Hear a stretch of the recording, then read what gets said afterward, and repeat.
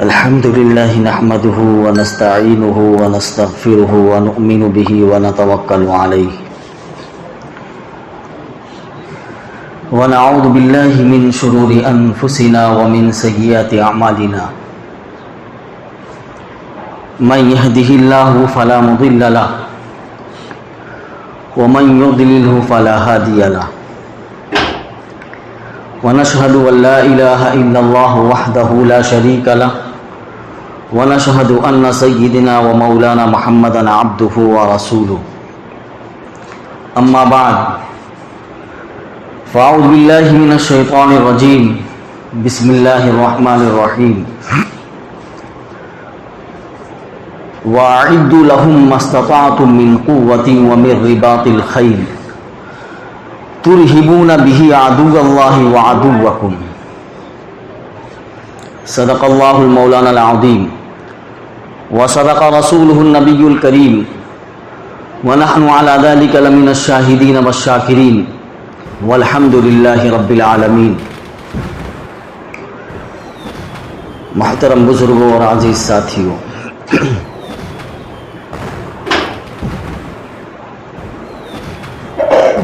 ملک کے حالات سے اور خاص طور سے سرزمین شام یعنی فلسطین کے حالات سے آپ حضرات واقف ہوں گے۔ 25 یا 27 دن ہو گئے ہیں اور اہل فلسطین ان کے اوپر ظلم اور ستم، اسی طریقے سے معصوم بچے، بوڑھے، عورتیں کو ظلم و ستم کا نشانہ بنایا جا رہا ہے، ان کے اوپر بم برسائے جا رہے ہیں، ان کی بلڈنگوں کو مسمار کیا جا رہا ہے، یہاں تک کہ ہاسپٹل تک بھی محفوظ نہیں ہے، ان کے اوپر بھی بمباری کی جا رہی ہے اور دنیا جو ہے خاموش تماشائی بنی ہوئی ہے۔ خاص طور سے اسلامی ممالک، جو 57 اسلامی ممالک ہیں، ان کے کانوں پر جوں نہیں رینگ رہی ہے، سب کی زبانیں جو ہے گنگ ہیں، سب خاموش تماشائی بنے ہوئے ہیں، سوچ رہے ہیں کہ کہیں ہماری باری نہ آ جائے۔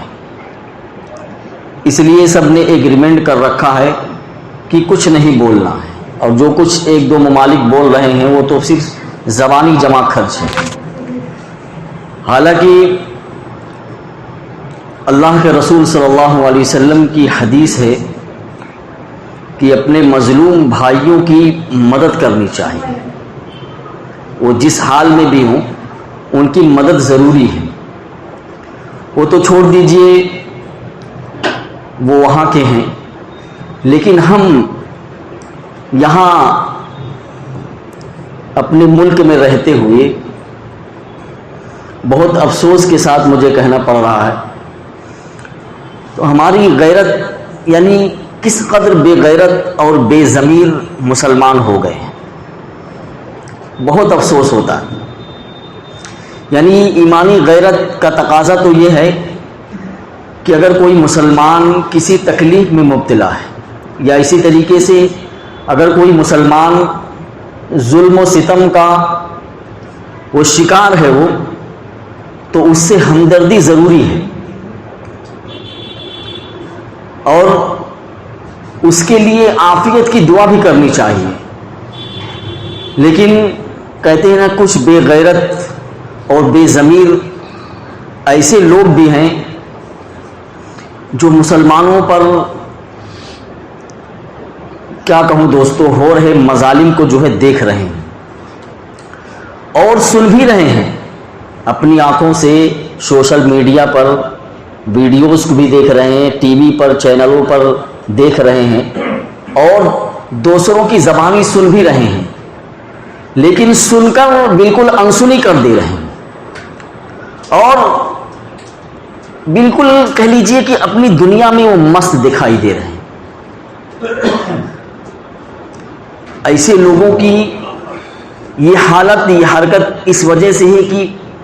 ان کا ایمانی جذبہ جو ہے کمزور پڑ گیا. بالکل ایمانی کمزوری کی علامت ہے کہ غزہ میں مسلمانوں پر بم بسائے جائے، یعنی ایسے بم نہیں ہیں بلکہ وہ ایسے بم ہیں جس کو آپ سائنسی زبان میں فاسفورس بم کہتے ہیں، یعنی جو جسم کو جلا دیتا ہے. اگر جسم پر پڑے انسان کے تو بالکل انسان کا جسم جل جاتا ہے، عضو اس کا جسم کا معطل ہو جاتا ہے. تو ایسے بم برسائے جا رہے ہیں اور معصوم اور بوڑھے اور عورتیں یعنی ان بموں کا شکار ہو رہی ہیں. تو اب بتائیے، اور ہم دیکھ رہے ہیں کہ ان بموں کے ذریعے سے جو ہے جسم کے چیتھڑے بھی اڑ رہے ہیں. اب اتنی ساری چیزوں کو دیکھنے کے باوجود معصوم بچوں کی چیخو پکار ہے، عورتوں کی چیخو پکار ہے. اب تک جو ہے تقریباً کہہ لیجیے کہ 10,000 مسلمان جو ہے شہید ہو چکے ہیں اور ایک بڑی تعداد مسلمانوں کی زخمی ہے. ان سب کے باوجود بھی لوگ لڑ رہے ہیں، ہمت نہیں ہار رہے ہیں اور القدس کا دفاع کرنے کے لیے وہ اپنے جانوں کا نذرانہ پیش کر رہے ہیں. کتنے لوگ جو ہیں جو بے گھر ہو چکے ہیں، ان کے پاس گھر نہیں رہا، لیکن ان سب کے باوجود بھی وہ القدس کے لیے یعنی بیت المقدس کے لیے اپنی جانوں کا نذرانہ، یہ کہہ لیجیے اپنے خون کا آخری قطرہ تک بھی وہ پیش کرنے کے لیے تیار ہیں. اب ایسی حالت میں انسانی ہمدردی کا کیا معاملہ ہونا چاہیے ہماری؟ بتائیے. انسانی ہمدردی کا معاملہ یہ ہونا چاہیے کہ ہر کلمہ گو، یعنی جس مسلمان نے بھی کلمہ پڑھا ہے، ہر کلمہ گو کا فرض یہ ہے کہ وہ فلسطین کے اندر اور غزہ کے اندر مظلوم کے لیے اظہار ہمدردی کرے. کم سے کم اتنا تو کر ہی سکتا ہے. لیکن ہم دیکھ رہے ہیں کہ ہم اپنی ہی مستی میں جو سرگرم ہیں. کہیں دیکھیے کوئی پروگرام ہو رہا ہے اور کہیں جو ہے مشاعرے ہو رہے ہیں، کچھ مطلب احساس ہی نہیں ہے، غیرت مر چکی ہے بالکل. ہم اپنی دنیا میں مست ہیں. مسلمان جو ہے ان کی غیرت کا تقاضا تو یہ تھا کہ وہ مسجدوں سے منسلک ہو جائے، یعنی مسجدوں سے ان کا تعلق ہو جاتا. مسجدوں میں آ کر اللہ کے سامنے رو کر، اللہ کے سامنے گڑ گڑا کر ان اپنے مظلوم بھائیوں کے لیے کم سے کم دعا کرتے. تو یہ وہاں تک نہیں جا سکتے ہیں اور بھی ہم کچھ نہیں کر سکتے ہیں، ان کی مالی مدد نہیں کر سکتے یہاں سے، تو کم سے کم اپنا تعلق مسجدوں سے جوڑ کر اور اللہ کے سامنے رجوع ہو کر اللہ سے گڑ گڑا کر عاجزی اور انکساری کے ساتھ کم سے کم ان کے لیے ہم دعا تو مانگیں. لیکن اتنا بھی ہم سے نہیں ہو رہا. عالم اسلام جو ہے 57 اسلامی ممالک ہیں، بتائیے کوئی کچھ کہہ ہی نہیں رہا ہے، کوئی کچھ کر ہی نہیں رہا ہے، بلکہ فلسطین کی بربادی کو اپنی کھلی آنکھوں سے وہ دیکھ رہے ہیں. لیکن دوستو، باطل جتنا بھی چاہے، یہ حق اور باطل کی جو کشمکش ہے یہ تو شروع سے ہی ہے. یعنی جب سے دنیا آباد ہے نا، تب سے حق اور باطل کی کشمکش جاری ہے. ابتدا میں ایسا ہوتا ہے کہ باطل اپنی قوت کے ساتھ آگے آتا ہے، یا کہہ لیجئے کہ باطل کے پاس جو ہے اسباب کثرت سے ہوتے ہیں، جو دنیاوی اعتبار سے یا مادی اعتبار سے ان کی کثرت ہوتی ہے ان کے پاس. لیکن ان کے مقابلے میں جو حق والے ہیں وہ مادی اعتبار سے بالکل کمزور ہوتے ہیں ابتدا میں. لیکن بالآخر اللہ کا قانون یہی ہے کہ جو حق ہیں، جو حق پرست ہیں، اللہ رب العزت ان حق والوں کو غلبہ عطا کر دیتا ہے، اور باطل جو ہے وہ ہزیمت کا شکار ہو جاتا ہے، شکست کھا جاتا ہے، ہار جاتا ہے، اس کا نام و نشان مٹ جاتا ہے، اور باطل پسپا ہو جاتا ہے اور ذلیل و خوار ہو کر اپنے منہ کو دنیا سے چھپائے پھرتا ہے، لیکن ابتدا میں اہل حق جو ہے ان کو مشکلات کا سامنا کرنا پڑتا ہے۔ آپ دیکھ لیجئے غزہ کے اندر مسلمانوں کی حالت، ایک چھوٹے چھوٹے بچے، میں کہتا ہوں کہ اگر ہمارے بچے ہوں یا ہمارے اوپر ایسے حالات آئے تو ہم اپنے رہبروں کو 2-4 گالیاں بھی دے دیں گے اور کہیں گے کہ آپ نے ہم کو کس جال میں، یعنی کس مصیبت میں پھنسا دیا، یہ کیسی مصیبت ہے، اتنے سارے بچے مارے جا رہے ہیں، لاش رکھنے کے لیے کہیں جگہ نہیں ہے، یہ ہم کو کس مصیبت میں آپ نے پھنسا دیا۔ لیکن لاکھوں سلام بھیجیے، کروڑوں سلام بھیجیے ان جانباز فلسطینی مسلمانوں پر اور ان معصوم بچوں پر کہ جن کی زبان سے جو ہے کبھی ایک لفظ شکایت اور شکوہ کا نہیں نکلتا ہے۔ آپ ویڈیو دیکھ لیجئے، بم گرائے جا رہے ہیں، بم گرتا ہے اور زبان سے گالی نہیں، زبان سے کیا آواز نکلتی ہے؟ اللہ اکبر۔ اگر ہمارے سامنے یہ صورتحال ہوتی تو سب سے پہلے ہم گالی دیتے، لیکن وہاں صورتحال یہ ہے کہ بچے، معصوم بچے، میں کہتا ہوں کہ ان کے خون کے اندر اللہ رب العزت نے بیت المقدس القدس کی حفاظت کو ان کے خون کے اندر اللہ رب العزت نے شامل کر دیا۔ ماں کے پیٹ سے ہی ان کو کوئی تقریر کے ذریعے سے، واعظ کے ذریعے سے، بیان کے ذریعے سے ان کا ذہن نہیں بنایا جاتا کہ بیان کر کے ان کو ذہن کو بنا دیا جائے، نہیں، بلکہ وہ ماں کے پیٹ سے پیدا ہوتے ہی ان کی خون میں اللہ رب العزت نے، کہتے ہیں نا ڈی این اے میں شامل ہے یہ بات، ان کی خون میں یہ بات شامل ہے کہ وہ القدس کی، بیت المقدس کی حفاظت کے لیے اپنے جسم کے خون، یعنی اپنے جسم کے خون کا آخری قطرہ جو ہے وہ پیش کرنے کے لیے تیار۔ یہ ان کا ایمانی جذبہ ہے۔ اگر ہم ان کے مقابلے میں ہم اپنے ایمان کو دیکھتے ہیں تو ہم کو افسوس ہوتا ہے کہ کہیں ہم منافق تو نہیں ہیں، یعنی اپنے اندر ہمارے اندر جو ایمان ہے، اس ایمان کی سطح کو جب ہم دیکھ لیتے ہیں، ان کی سطح سے مقابلہ کرتے ہیں تو ایسا پتہ چلتا ہے کہ ہماری ایمانی سطح کچھ بھی نہیں ہے، ہم تو ایمانی سطح کے سب سے نچلے درجے پر ہیں۔ لیکن دوستو، اس حالات میں ہم مسلمانوں کا فرض، میں نے یہی کہا، بار بار میں کہہ رہا، پچھلے جمعہ میں بھی کہا تھا کہ ہم ان کے لیے کم سے کم دعائیں کریں۔ یہ اسرائیل، اس کی تاریخ میں بتا چکا ہوں پچھلے جمعہ میں، بالکل اس کا کوئی وجود ہی نہیں تھا وہاں، اس کو زبردستی کہہ لیجئے کہ اس فلسطین کی زمین پر ان کو بسایا گیا، اور جتنا خطہ ان کو دیا گیا تھا اس خطے سے جو ہے وہ 70-72% جو آگے بڑھ چکے ہیں، اور اسی پر وہ لوگ بس نہیں کر رہے ہیں، بلکہ میں نے کہا تھا نا ان کا ایک خواب ہے گریٹر اسرائیل، یعنی پوری دنیا پر اسرائیلی حکومت کو قائم کرنے کا، وہ اپنے اس گریٹر اسرائیل کو، خواب کو پورا کر رہے ہیں۔ اب ان سے کہا جائے، جب کہا جاتا ہے کہ تم جو 1948 میں 1947 میں جو علاقہ، جو ایریا تم کو دیا گیا تھا اس پر چلے جاؤ، تو کہتا نہیں، ہم فرات سے لے کر، یا نیل سے لے کر فرات تک، ہم سارا کا سارا ہمارا ایریا ہمارا ہے۔ حالانکہ وہ لوگ مکہ مدینہ کی بھی بات کرتے ہیں، یعنی کہتے ہیں کہ ہم یہاں سے لے کر مکہ مدینہ تک جو ہے قبضہ کریں گے، اور کوئی بھی ہمارے سامنے آئے گا تو ہم یعنی اپنے ہتھیار سے، اپنے اسلحے سے جو ہے اس کو نیست و نابود کر دیں گے، کوئی ہمارے بیچ میں نہیں آ سکتا ہے، کیونکہ ہمارا ایک خواب ہے گریٹر اسرائیل، اس کو پورا کر کے ہم دم لیں گے۔ لیکن اللہ رب العزت ان فلسطینی مسلمانوں کو حوصلہ دے،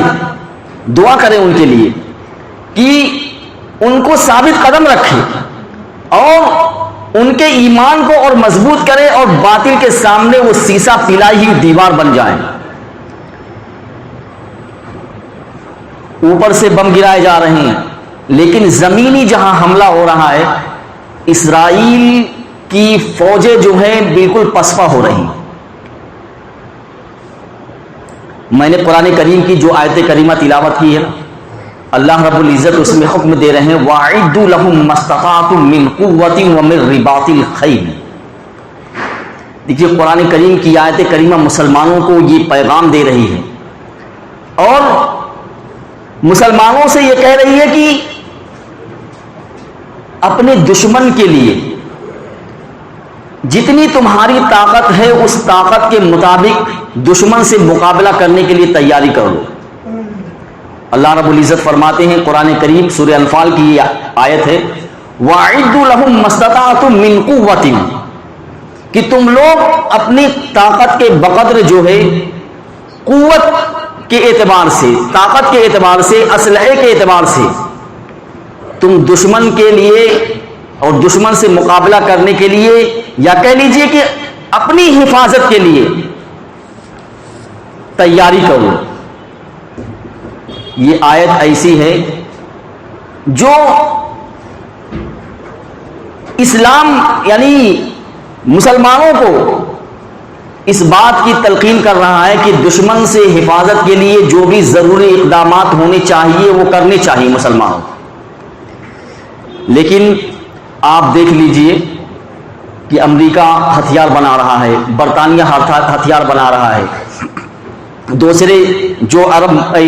یورپ کنٹری ہے اس میں بہت سارے ممالک جو ہیں ایسے ہیں جو ہتھیار بناتے ہیں، اور مسلمان کنٹری 57 اسلامی ممالک ہیں، کسی اسلامی ممالک کے اندر ایسا نہیں ہے جو اپنا ہتھیار خود لوگ اپنا بناتے ہیں،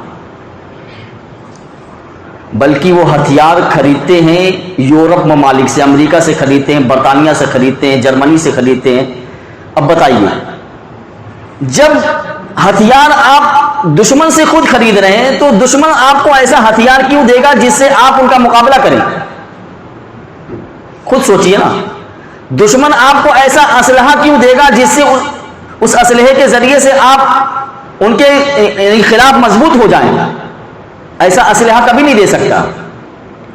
آپ کے اندر وہ یعنی مال کے غلب میں جو ہے مال کی کوئی کمی نہیں ہے، عرب ممالک کے اندر اور اسی طریقے سے مسلم کنٹری کے اندر ان کے پاس مال و دولت کی کوئی کمی نہیں ہے، اللہ نے بے پناہ مال سے نوازا ان کو، لیکن وہ پیسہ جہاں ان کو خرچ کرنا چاہیے تھا وہاں خرچ نہیں کر رہے ہیں۔ اسی پیسے سے یورپ سے جو ہتھیار خریدتے ہیں، حالانکہ ان کو چاہیے کہ وہ ہتھیار خود بنائے اس۔ تو یہ قرآن کریم یہ تعلیم دے رہا ہے کہ دشمن سے مقابلہ کے لیے جتنا بھی اس میں سب چیزیں آ گئی۔ قوت کہتے ہیں کہ کسی چیز کو یعنی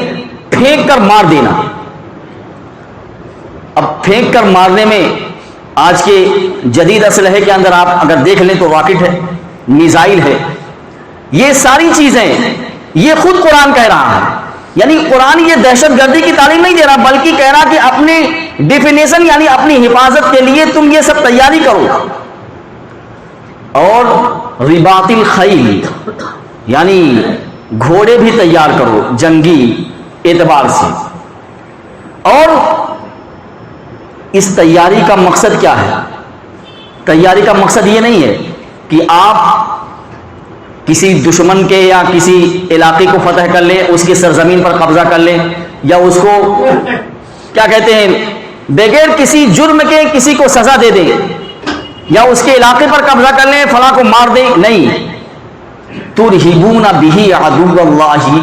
وعدوکم، اس کا مقصد یہ ہے تاکہ دنیا یا تمہارا جو دشمن ہے یا اللہ کا جو دشمن ہے اس تیاری کو دیکھ کر، اس اسلحے کو دیکھ کر، اور تم نے جو اپنی حفاظت کا سامان اپنے لیے تیار کر رکھا ہے اس تیاری کو دیکھ کر دشمن کے دل میں خوف پیدا ہو، ارے اس ملک پہ ہاتھ نہیں ڈالنا، اس کے پاس تو ٹیکنالوجی بہت ہے، نہیں اس ملک سے مقابلہ نہیں کر سکتے کیونکہ ان کے پاس جدید اسلحے کے بہت سارے ٹیکنالوجی یہ لوگ استعمال کرتے ہیں، ہم اس کا مقابلہ کیسے کر سکتے ہیں؟ یہ دشمن خوف محسوس کرتا ہے۔ تو قرآن خود تیاری کا حکم دے رہا ہے کہ یہ دہشت گردی نہیں ہے بلکہ اپنی حفاظت کے لیے یہ ہر ملک کو اختیار ہے، ہر ملک والے اسلحہ خریدتے، ہمارا بھارت بھی اسلحہ خریدتا ہے. کیوں؟ اس لیے خرید رہا ہے تاکہ وہ لوگوں کے دلوں میں رعب پیدا کرے. جو ہمارے دشمن ہیں وہ ان کے دلوں میں خوف پیدا ہو کہ ہم ہندوستان پر حملہ نہیں کر سکتے، کیوں ہندوستان پر حملہ کرنے کے لیے ہمیں بہت بڑی یعنی اسلحے کی ضرورت ہے. ہندوستان کے پاس جو ہے اتنا جدید اسلحہ موجود ہے. کوئی بھی ملک والا ہو، ہر ملک کو یہ اختیار ہے کہ وہ اپنی حفاظت کے لیے ہتھیار خریدے. تو مسلمانوں کی جو 57 اسلامی ممالک ہیں ان کو بھی چاہیے کہ وہ خود، اللہ نے ان کو نواز رکھا ہے تو دشمن سے مقابلہ کے لیے جدید ٹیکنالوجی جو آ رہی ہے اس جدید ٹیکنالوجی کا استعمال خود کریں، وہ خود بنائیں اس کو. اور دوستو، یہ کیسی جنگ ہے جس میں بوڑھوں کو بھی مار دیا جا رہا ہے، بچوں کو بھی مار دیا جا رہا ہے، اور عورتوں کو بھی مار دیا جا رہا ہے. اور تو اور جو تعلیمی ادارے ہیں، جو ہاسپٹل ہیں، ان کو تباہ و برباد کر دیا جا رہا ہے. میں نے کہا تھا گزشتہ جمعہ میں کہ جو لوگ کتے اور بلیوں کے لیے یعنی اگر ان پر کچھ ہو گیا، کچھ کسی نے مار دیا، کتے کو مار دیا، بلی کو مار دیا، کچھ ایسی حرکت کر دی جو انسانیت کے خلاف ہے، تو وہ لوگ کتے اور بلی کے لیے بھی آواز اٹھا دیتے ہیں کہ کتے کے اوپر ایسا ظلم ہو گیا، بلی کے اوپر ایسا ظلم کر دیا تم. تو جو لوگ کتے اور بلیوں کے لیے آواز اٹھا رہے ہیں، بتائیے آج ان کی آوازیں کیوں خاموش؟ کیا وہ انسانیت ان کی مر چکی ہے؟ کیا وہ دیکھ نہیں رہے کہ فلسطین کے اندر معصوم بچوں کو بھی مارا جا رہا ہے، اور یہاں تک کہ ان کے کھانے پینے کی جو سامان ہے جو پہنچانے والے ہیں دوسرے ممالک، ان کو بھی بند کر دیا گیا؟ یہ کیسی انسانیت ہے؟ اور کیسے تم یہ کہتے ہو کہ ہم کتے بلی کے لیے آواز اٹھاتے ہیں؟ اگر تم کتے بلی کی آواز کم سے کم انسانیت کے لیے تو آواز اٹھاؤ. لیکن یہاں تمہارا ضمیر بالکل سو چکا ہے اور تم یہ چاہ رہے ہو کہ یہ کسی طریقے سے اسلام کو دنیا سے مٹا دیں. لیکن دوستو، اسلام دنیا سے مٹنے والا نہیں ہے. اور خاص طور سے ایک کتاب لکھی ہے مولانا علی میاں ندوی رحمۃ اللہ علیہ نے، عربی زبان کے اندر ہے، اس کا اردو زبان میں بھی ترجمہ ہوا. اس میں انہوں نے لکھا ہوا ہے ایک تفسیر کی، میں نے ایک آیت کی تفسیر میں، کہ آخری مارکا جو ہوگا وہ آخری مارکا ہوگا ایمان اور مادیت کا مارکا. یعنی آخری جو جنگ ہوگی، آخری جو لڑائی ہوگی، وہ لڑائی ہوگی ایمان اور مادیت کی. ایک طرف ایمان ہے اور ایک طرف مادیت، آپ کہہ لیجیے کہ دنیاوی اسباب. آپ اگر غور کریں تو آپ کو معلوم ہو جائے گا کہ فلسطین پہلے انہوں نے اپنے دشمن کا مقابلہ پتھروں کے ذریعے سے کیا. معصوم بچوں ہاتھوں میں پتھر ہوتے ہیں، اور وہ اسرائیلی فوج جو اسلحے سے لیس ہوتے ہیں ان کا مقابلہ جو وہ پتھروں سے کر رہے ہیں. اب جا کر تھوڑا بہت وہ لوگ بنانے لگے، لیکن پہلے انہوں نے اپنا دفاع جو ہے پتھروں کے ذریعے سے کیا ہے. تو یہ دیکھ لیجئے، ایک طرف مادیت ہے اور ایک طرف ایمان ہے. اور آخری مارکا جو مادیت اور ایمان کا ہوگا وہ فلسطین کی سرزمین ہوگی. اللہ کے رسول کی حدیث ہے، بالکل آخری مارکا جو ہوگا وہ فلسطین کی سرزمین، اور فلسطین کی سرزمین میں سے خاص طور سے جو قدس ہے وہ سرزمین ہے جو غزہ کا علاقہ کہلاتا ہے. اللہ کے رسول نے تو شام کا تذکرہ کیا. نہیں، شام میں بہت سارے ممالک ہیں، اس میں لبنان بھی آ جاتا ہے، آپ کا جارڈن بھی آ جاتا ہے، فلسطین بھی آ جاتا ہے. اور فلسطین میں غزہ جو ہے اس ایریے پر اللہ کے رسول صلی اللہ علیہ وسلم نے کہا کہ یہی آخری مارکا ہوگا حق اور باطل کا. یہی حضرت عیسیٰ علیہ السلام آئیں گے، اور یہی امام مہدی آئیں گے، اور یہی دجال کا مقابلہ حضرت عیسیٰ علیہ السلام کریں گے، اور دجال کو یعنی اس کی تابوت میں آخری کیل جو ٹھوکیں گے عیسیٰ علیہ السلام، وہ یہی سرزمین ہوگی، یہی حق و باطل کا جو مارکا ہوگا، یعنی ایمان، میں نے کہا ایمان اور باطل یا مادیت کا جو مارکا ہوگا، وہ آخری مارکا یہی فلسطین کی سرزمین ہوگی۔ تو وہ فلسطین کی سرزمین ہے، تو اللہ رب العزت نے اس کو ایسے نہیں، یعنی میں نے کہا نا کہ ان کے بچوں کے ڈی این اے یا خون میں شامل ہے کہ القدس کی حفاظت کے لیے اپنی جان کی بازی لگا دینا، کوئی شکوہ نہیں ہے، کوئی شکایت نہیں ہے۔ زبان پر آپ دیکھ لیجئے ان کے کبھی کوئی شکوہ کا لفظ نہیں آ رہا ہے، صرف اپنی زبان سے وہ کہتے ہیں اللہ مدد، یا پھر یہ کہتے ہیں کہ ہم قدس تیری حفاظت کے لیے اپنی جسم کے خون کا آخری قطرہ بھی تم پر بہا دیں گے۔ تو سرزمین فلسطین وہ سرزمین ہے جہاں حق اور باطل کا آخری جو مارکا ہوگا وہ یہی سے پیش آئے گا۔ اس لیے دوستوں ان کے لیے دعائیں کرو، کم سے کم کچھ نہیں کر سکتے نا، یہ کون سا کون سی جنگ ہے؟ اسلام تو جنگ کے اندر بوڑھوں کو مارنے کی اجازت نہیں دیتا۔ جو غزہ کے مجاہدین ہیں انہوں نے اسرائیلی بوڑھوں کو قید کر رکھا تھا، ان کو رہا کر دیا، اور خود ان کے کمانڈر نے بیان دیا کہ ہمارا اسلام یہ نہیں سکھاتا کہ ہم جنگ کے اندر کسی بوڑھے پر یا کسی معذور پر ہم ہتھیار استعمال کریں۔ تو یہ پیغام دے رہا ہے، یعنی مجاہدین یہ پیغام دے رہے ہیں، اوپر سے وہ نہتھے مسلمانوں کو اور بے قصور مسلمانوں کو، یہاں تک کہ معصوم بچوں کو جو ہے تحقیق کر رہے ہیں، ان کے اوپر بم برسا رہے ہیں۔ جب مکہ فتح ہوا تھا نا،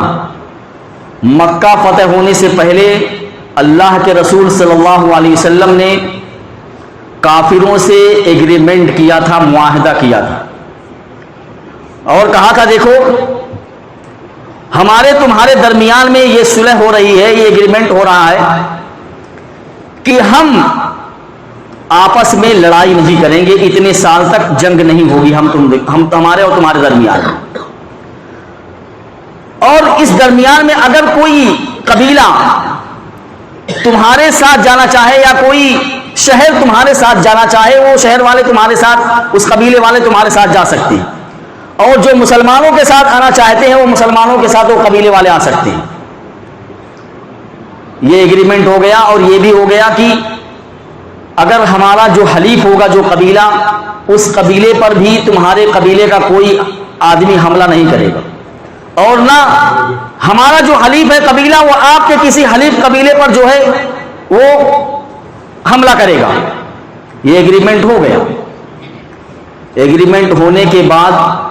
2 ہی سال نہیں گزرے تھے اس ایگریمنٹ کو کہ کفار مکہ نے اس ایگریمنٹ کو، اس صلح کو توڑ دیا، اور ایک قبیلہ جو تھا جو مسلمانوں کا حلیف تھا، ان قبیلوں پر یہ کفار مکہ نے جو چڑھائی کر دی اور ان کے قبیلے کو جو ہے تہس نہس کر دیا۔ جب یہ خبر اللہ کے رسول صلی اللہ علیہ وسلم تک پہنچی تو اللہ کے رسول صلی اللہ علیہ وسلم نے کہا کہ کفار نے اپنے عہد کو توڑ دیا ہے، اب ہم دشمن کو جو ہے سبق سکھائیں گے، اور سبق سکھانے کے لیے اللہ کے رسول نے مسلمانوں کو تیاری کا حکم دے دیا، اور مسلمان تیاری کرنے لگے۔ ابو سفیان جو اس وقت تک مسلمان نہیں ہوئے تھے، ان کو پتہ چل رہا ہے کہ اللہ کے رسول جو ہے مکہ پر چڑھائی کرنے کے لیے آ رہے ہیں، اور مسلمانوں کو تیاری کا حکم دے دیا۔ ابو سفیان ان کو پتہ چلا تو وہ مکہ سے مدینہ پہنچ گئے سفارش کرنے کے لیے کہ اللہ کے رسول سے جو معاہدہ ہم سے ٹوٹا، یعنی ہمارے معاہدے کی خلاف ورزی ہوئی ہے، اللہ کے رسول اس کو درگزر کر دے، معاف کر دے، ہم اپنے معاہدے پر قائم ہیں، آئندہ ایسا نہیں ہوگا۔ تو سب سے پہلے اپنی بہن کے گھر گئے، اپنی بیٹی کے گھر گئے،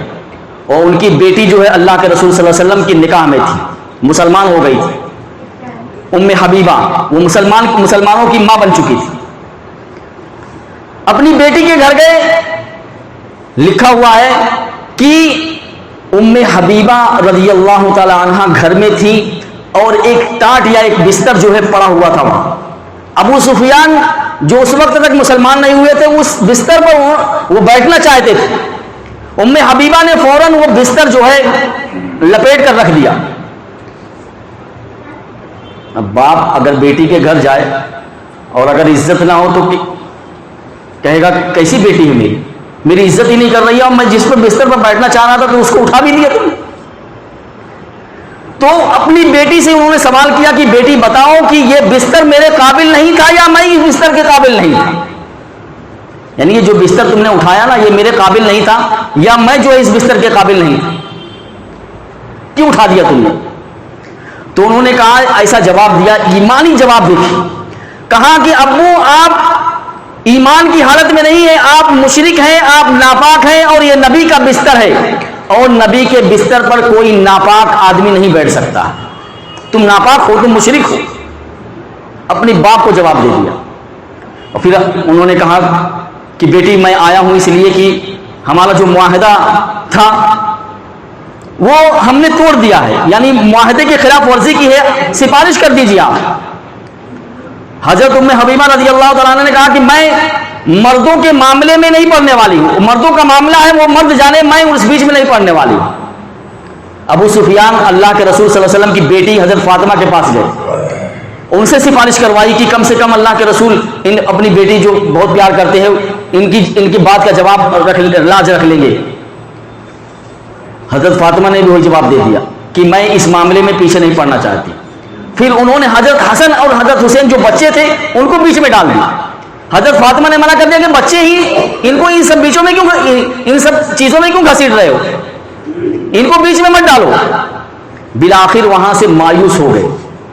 اور اللہ کے رسول صلی اللہ علیہ وسلم نے مکہ کو فتح کیا. اور مکہ فتح ہونے میں بیچ جو بات مجھے بتانی ہے وہ مکہ فتح ہو گیا, اور اللہ کے رسول کے سامنے جب ابو سفیان کو لایا گیا تو ابو سفیان نے کہا کہ آپ مکہ پر چڑھائی کریں گے, یہاں بہت سارے یعنی ایسے لوگ ہیں جو لڑائی نہیں لڑنا چاہتے ہیں. تو اللہ کے رسول نے کہا دیکھو, اعلان کر دیا کہ جو ابو سفیان کے گھر میں داخل ہو جائے اس کو بھی امن ہے, اس کو جنگ میں چھیڑا نہیں جائے گا, اس کے اوپر حملہ نہیں کیا جائے گا. ابو سفیان نے کہا میرا گھر تو بہت چھوٹا ہے, کم سے کم کتنے آدمی آ جائیں گے, 10-20 کتنے آ جائیں گے, میرا گھر تو بہت چھوٹا ہے اور یہاں رہنے والوں کی تعداد بہت زیادہ ہے. تو اللہ کے رسول نے کہا کہ ٹھیک ہے, جو مسجد حرام میں داخل ہو جائے اس کو بھی امن ہے, اس کو بھی نہیں چھیڑا جائے گا جنگ میں. ابو سفیان نے کہا مسجد حرام میں تو پورے مدینے کے لوگ نہیں آ سکتے ہیں نا, کتنے لوگ آئیں گے مسجد حرام میں, مسجد حرام اس وقت چھوٹی تھی, کتنے لوگ آئیں گے اس میں. تو اللہ کے رسول نے تیسرا حکم جاری کر دیا, کہا کہ ٹھیک ہے, جو اپنے گھر کا دروازہ بند کر لے اس کو بھی امن ہے. یہ ہے جنگ کی تدبیر.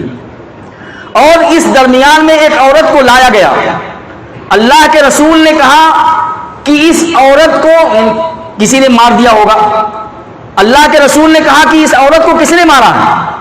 سب کی گردنیں جو ہے جھکی ہوئی ہے, کوئی جواب دینے کے لیے تیار نہیں.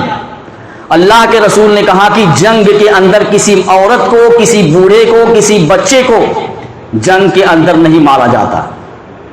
تو اللہ کے رسول کی یہ تعلیم ہے. لیکن اللہ کے رسول کی تعلیمات